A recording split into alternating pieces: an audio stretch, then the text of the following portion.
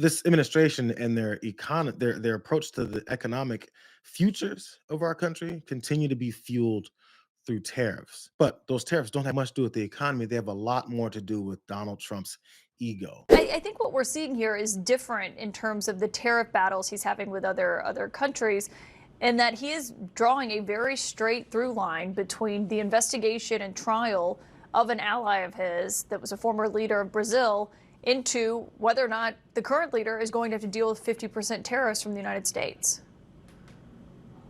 What you're seeing, Caitlin, is the fact that, the president who has talked about tariffs on and off for many years, mostly in earnest over the last decade and slightly plus, does not view tariffs the way economists view tariffs. He views tariffs, and he would talk about this privately with people during the 2024 campaign, as a source of immense power. He discovered just how much power he might be able to have when he was president in the first term, and now he has advisors who are letting him do that in a way that he felt like he was stymied before. But it's not an economic tool or solely an economic tool. It's just a tool. It's an instrument to try to get what he wants. Donald Trump is using tariffs to get what he wants. We've already known that, except he's making it more explicit, and he kind of doesn't care that people are noticing it. Matter of fact, he's just openly saying it. This is what Maggie Haberman was talking about. The AP reported, that he singled out Brazil for import taxes of 50% a couple days ago for its treatment of its former president Bolsonaro,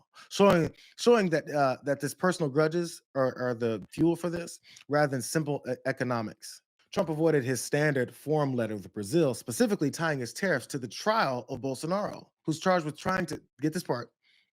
Bolsonaro's charged with trying to overturn his 2022 election loss. This dude's the former leader of Brazil, and now that he's been voted out, he's pulling in Donald Trump, saying they totally cheated. So again, this guy is pushing for a 50% tariff on Brazil because the new leader, or I guess the new judicial system, or whoever is working in Brazil, has Jair Bolsonaro on trial, and Donald Trump wants to protect his homie. So in order to protect his boy, he's gonna put 50% tariffs on the entire country's imports into our country. So who's being punished? Here's more what he said. He put this on Truth Social. This trial should not be taking place. It's a witch hunt that should end immediately. This guy specifically pointed out, I'm implementing a tariff policy because the guy who was voted out says that he was cheated. And now that he's on trial for doing all these illegal things surrounding his accusations, I'm going to step in and raise prices on Americans to prove it to Brazil to do something different. There's another country that he's going after too. You guys want to see about that? All those letters that Donald Trump said he's sending out to Mr. Japan and Mr. Vietnam, and I guess Mr. China. I'm not sure, but he's sending out a bunch of letters to a bunch of folks no longer looking for negotiations on his tariffs, more like demands of where these numbers will be, because who can really do all this? Here's the letter that he's now sent to Canada, our northern neighbor. Dear Mr. Prime Minister, it's a great honor for me to send you this letter in that it demonstrates the strength and commitment of our trading relationship and the fact that the United States has agreed to continue working with Canada despite Canada having financially retaliated against the United States. They financially retaliated against the United States after the United States imposed random tariffs on the country along with the rest of the world that meant absolutely nothing. But they retaliated, so therefore he has to retaliate back. Here's more of it. As you will recall, the United States imposed tariffs on Canada to deal with our nation's fentanyl crisis, which has caused, in part, by Canada's failure to stop the drugs from pouring into our country.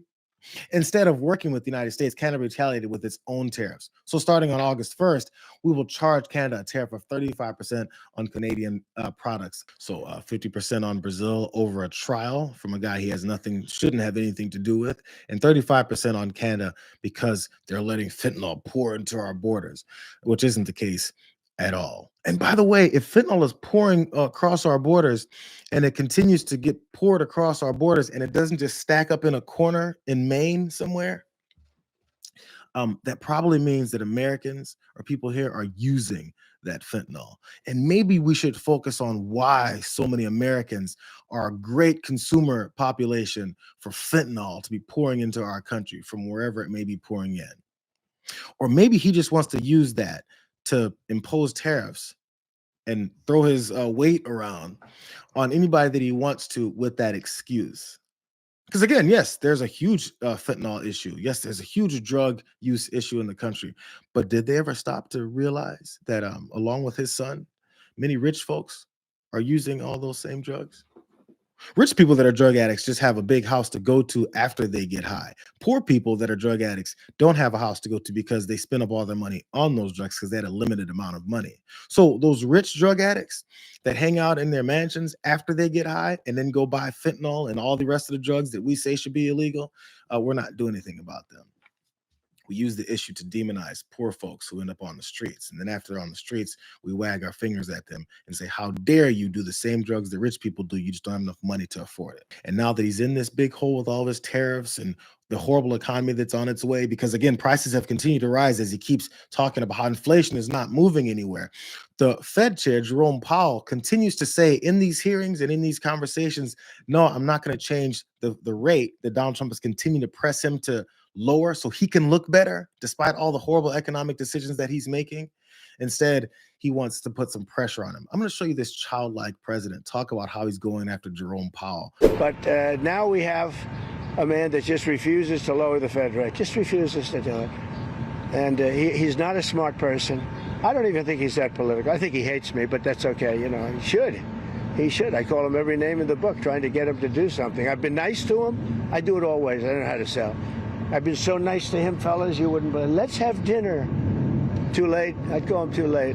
Come on, too late. Let's have dinner. I do it every way in the book. I'm nasty. I'm nice. Nothing works. He's like just a stupid person. He's tried to be nice. He's tried to be mean to Jerome Powell, and he won't change the interest rates. Maybe changing the interest rates has something to do with the economy. Maybe it has something to do with the outlook that he's seeing ahead. Maybe it has more to do than what you operate on, which is a constant buddy-buddy situation, a quid pro quo. I've been nice to him. Isn't he supposed to do what I tell him? I've been mean to him. I've even threatened him. How come he won't do what I tell him to do rather than to do his job? So he has representatives that try to say the same thing in a better way. One of them is Russ Vought. At the same time, the administration is arguing, President, how great the economy is right now, and we're the hottest, country on earth, and everything else. That's usually not a time where you need interest rate cuts, and there will come a time, who knows from what, where maybe the economy does slow, and then you'd like some dry powder. You don't want to, blow your wad before you need to do it if the economy's percolating. I could make the argument that the economy is in fine shape, and this is not a time where you need to cut rates, especially if the inflation demon has not, had a stake driven into its heart. Well, again, from an inflation perspective, we're not seeing that. The tariffs have not led to inflation, as all the experts said that they would. We're cutting spending. We're reducing the deficit. The tariffs are bringing in incredible amounts of revenue, $3 trillion over 10 years and counting. With those are all figures that come from the pause from Liberation Day.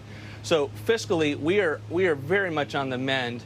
And our point is, we want to see the benefits of a growing economy flow to all Americans. And I know that there are people who are still stuck in mortgages with high rates that they would love to be able to go to a lower level. I would love to see lower rates to be able to improve our fiscal situation.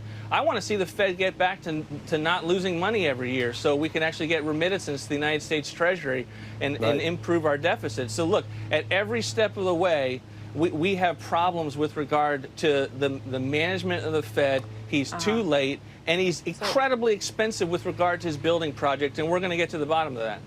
Russ Vought talked about saving money.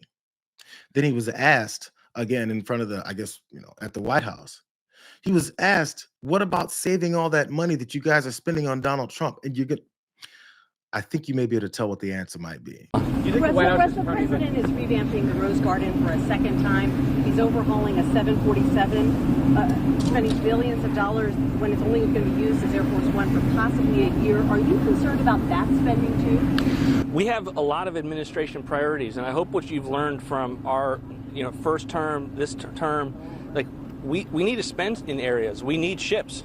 We need aircraft. We need a new presidential plane that's been in the works and been delayed for a long time because contractors are behind. And so that doesn't mean we don't spend where we need to spend, but we've always offered up a fiscal picture that gets to balance, that reduces the deficit, that deals with our debt, and we're doing it in a host of ways in this term, and so that won't change. So we will continue to, we sent up a budget that was $163 billion in cuts to non-defense discretionary spending. We also asked for a sizable increase to the border. We need to spend in certain areas to secure the country, to perform the functions of the government, and to make sure that we are investing where we need to invest. But that doesn't mean that it's in any way inconsistent with an effort to be able to have reduced deficits and lower debt. We need additional assets to be able to run this government, including fly the president, keep the president safe, and we're way behind in that program. We need to spend money, hundreds of millions of dollars, on an airplane that's going to be used for a couple of years. She asked him, doesn't that not make any sense? On this plane, gifted plane that you got from Qatar, and then after you got it, you have to retrofit the entire thing for hundreds of millions of dollars so that this guy can use it for a couple of years and then stash it at his presidential library so he can continue to think he looks so great. But we have to spend money on that. And he's going to find a way to do that by taking more of your money. It's just a straightforward answer.